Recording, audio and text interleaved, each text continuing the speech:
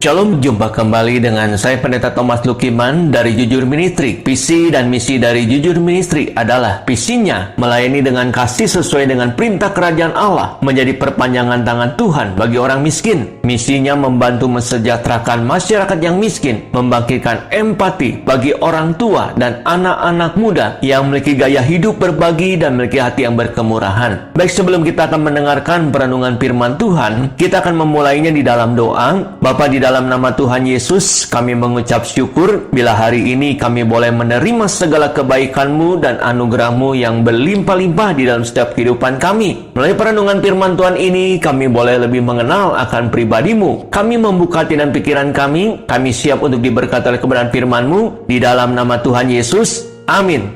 Tema firman Tuhan hari ini, teruslah berbuat baik walau dikecewakan.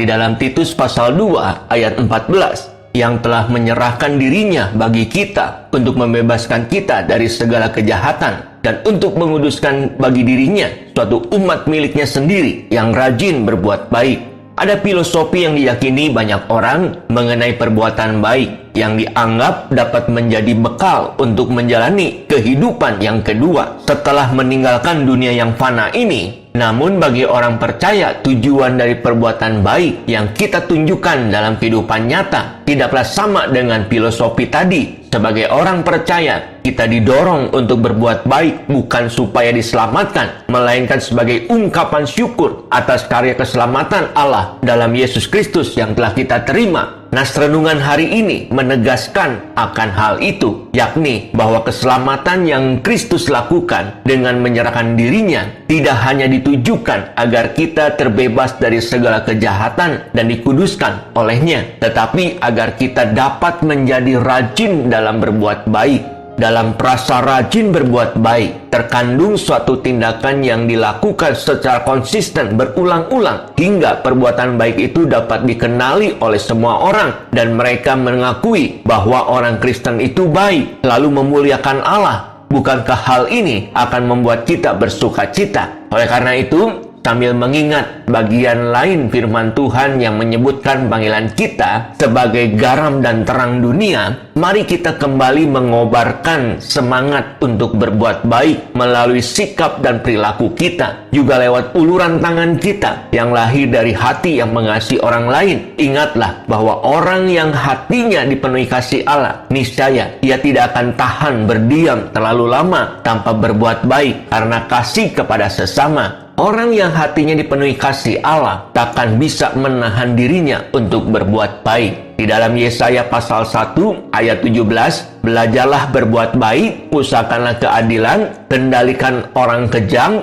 belalah hak anak-anak yatim, perjuangkanlah perkara janda-janda. Yakinlah setiap perbuatan baik akan kembali kepada kita sendiri. Jadi fokuslah untuk berpikir baik, berkata baik, dan berhati baik, maka hidup kita pasti akan baik. Sesungguhnya perbuatan baik itu dapat menghindari seseorang dari keburukan. Itu sebabnya jangan pernah lelah untuk berbuat baik. Berbuat baik tidak datang dengan sendirinya, kita perlu melatihnya. Semakin sering kita berbuat baik, maka kita akan merasakan manfaatnya sampai kita benar-benar rindu berbuat baik. Sebaliknya, jika kita tidak pernah tahu caranya berbuat baik, maka kita akan termasuk orang-orang yang bodoh. Sebab apapun yang kita tabur pasti akan kita tuai. Dalam Galatia pasal 6 ayat 7, jangan sesat, Allah tidak membiarkan dirinya dipermainkan. Karena apa yang ditabur orang, itu juga akan dituainya. Jika sudah tahu bahwa perjalanan hidup kita tergantung oleh hasil taburan kita, memang tidak salah bila orang memilih melakukan kejahatan dan keburukan, maka akan disebut sebagai orang bodoh. Sebaliknya, orang yang cerdas pasti akan menabur kebaikan, karena dari situlah kebaikan itu menjadi miliknya. Masihkah kita bertahan dalam perbuatan jahat?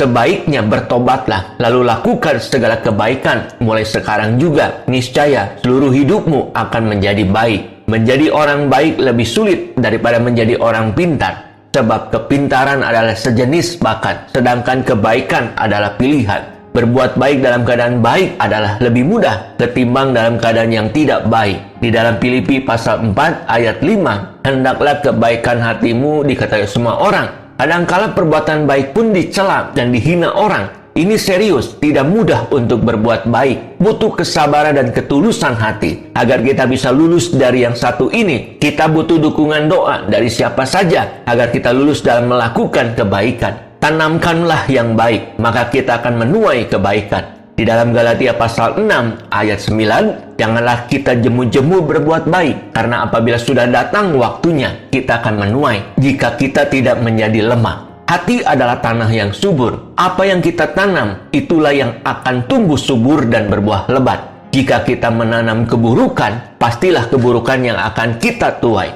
Jika kita menabur kemalasan, maka kemiskinanlah yang akan kita tuai. Jika kita sudah menabur yang baik, jangan pernah kendor. Teruslah berbuat kebaikan sampai kita dipanggil pulang ke rumah Bapa di surga. Teruslah berbuat baik walaupun kita selalu dikecewakan. Ingatlah, pada waktunya Tuhan, kita pasti akan menuai.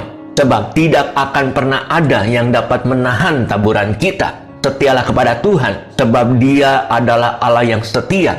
Ikutilah segala tuntunannya melalui kebenaran firman-Nya, maka kita pasti selamat sampai akhir. Ketahuilah, perbuatan baik adalah awal dari segala hikmat yang sangat mendatangkan profit yang berlipat kali ganda. Itu sebabnya, jangan pernah berhenti berbuat baik. Teruslah berbuat baik, berkata baik, memberi nasihat baik, walaupun banyak orang yang tidak bisa memahaminya. Apapun situasi kondisinya, orang yang suka berbuat baik, wajahnya akan tetap berseri-seri. Orang-orang yang demikian akan lebih kuat bertahan menghadapi segala himpitan dan proses kehidupan. Walaupun terjadi pro dan kontra dalam hati, ingatlah, Tuhan ingin kita tetap berbuat baik. Itu sebabnya jagalah hati, pikiran, dan perasaan agar kita tidak kena polusi kebencian, kemarahan, kesal, iri hati, dan segala hal yang tidak berkenan kepada Tuhan. Sekalipun kita dicaci, dihina, dilecehkan, bahkan ditinggalkan, tetaplah berbuat baik selamanya. Maka segala kebaikan akan menjadi bagian dari hidup ini sampai kepada anak cucu dan keluarga kita. Selalu ada hukum tabur tuai. Apapun keadaan kita saat ini, tidak terlepas dari taburan kita hari kemarin, bulan kemarin, atau tahun kemarin. Jadi berhati-hatilah dalam menjalani kehidupan ini. Selalu ada peningkatan atau upgrading dari Tuhan bagi mereka yang melakukan kebaikan. Hidup kita akan selalu membaik dari hari ke hari, melebihi dari apapun yang kita kerjakan. Jadi berbuat baiklah seperti yang Tuhan inginkan kita lakukan. Demikianlah perenungan firman Tuhan pada hari ini. Dan saya akan akhiri perenungan firman Tuhan hari ini di dalam doa. Bapa, terima kasih bila hari ini kami boleh mendengarkan kebenaran firman Tuhan yang menuntun hidup kami saat menghadapi dan menjalani realitas kehidupan ini. Hari ini kami telah belajar untuk terus berbuat baik walaupun banyak dikecewakan. Ujian kasih yang sejati bukan pada kata-kata, melainkan pada tindakan. Kasih yang sejati tidak datang dari egoisme, melainkan kesadaran penuh untuk saling mengasihi dan saling memberi. Memberi perhatian, memberi perlindungan, memberi apa saja, terutama memberi hak kami kepada orang lain. Kami mau terus berbuat yang baik sampai kami dipanggil pulang ke rumah Bapa Surgawi. Kami mau terus berbuat yang baik walaupun kami selalu dikecewakan. Karena kami percaya pada waktunya Tuhan, kami pasti akan menuai. Sebab tidak akan pernah ada yang dapat menahan taburan kami. Materaikan firman-Mu dalam setiap hati kami, agar kami menjadi pelaku-pelaku firman Tuhan yang hidup. Di dalam nama Tuhan Yesus, kami berdoa dan ucap syukur. Amin. Saya Pendeta Thomas Lukiman mengucapkan terima kasih, dan Tuhan Yesus memberkati kita semua. Shalom.